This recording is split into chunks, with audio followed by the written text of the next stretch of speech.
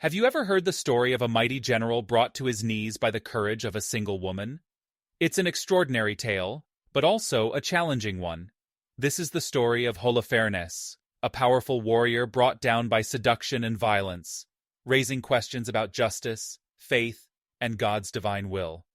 Let's explore. Holofernes was no ordinary man. As the general of King Nebuchadnezzar's armies, he swept through the Western nations, leaving a trail of destruction in his wake. His mission? To enforce Nebuchadnezzar's will, demanding that nations abandon their gods and worship the king instead. But one lone widow, Judith, stood in his path. Using her beauty and grace, she entered the enemy's camp and caught Holofernes' eye.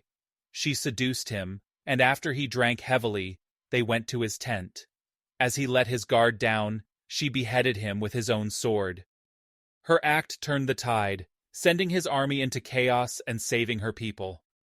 Now, this story raises questions that are as relevant today as they were then.